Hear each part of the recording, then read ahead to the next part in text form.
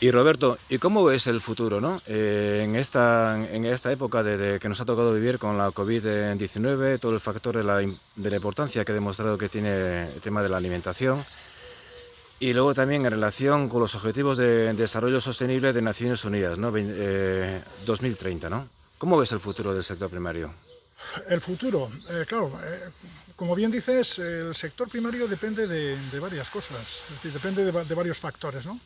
Por un lado está el factor económico, ¿no? Lógicamente, es decir, al fin y al cabo, un agricultor o un ganadero lo que está desarrollando es una actividad económica que tiene que tener un retorno, lógicamente para los actores de este sector, un retorno, digamos, que sea plausible, ¿no? Por otro lado está el tema político. No olvidemos que este sector tiene una componente política muy importante derivada de la PAC.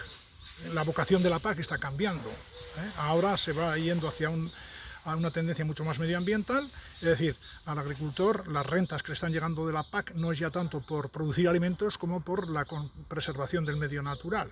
Y luego, lógicamente, a eso hay que añadir la Agenda 2030, los Objetivos de Desarrollo Sostenible, que vamos a ver cómo van a impactar. Y a veces estos tres elementos, y luego está el tema social, perdón, que se me olvidaba, ¿no? El tema de social, es decir, si realmente vamos a tener personas en las próximas generaciones dispuestas a seguir con esta actividad, en la idea de que un baserri no es una profesión, es un modo de vivir también. Ojo, eso no podemos olvidarlo. Con lo cual, todas estas componentes vamos a ver cómo van transitando hacia el futuro. Yo donde más problemas veo es, primero, en que si todos estos factores, entre todos estos factores, somos capaces de construir una armonía o no, o hay una contraposición.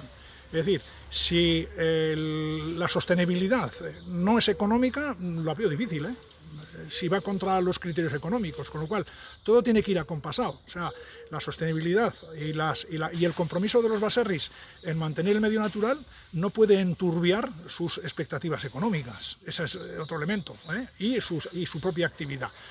Es decir, el tema es cómo establecemos una armonía entre todos estos objetivos, cómo somos capaces de salvar esos frentes de contraposición que a veces se producen entre todos estos objetivos, y sobre todo una cosa que a mí me preocupa enormemente, si realmente vamos a tener activos humanos, si realmente vamos a tener personas que van a querer, digamos, comprometerse con este sector.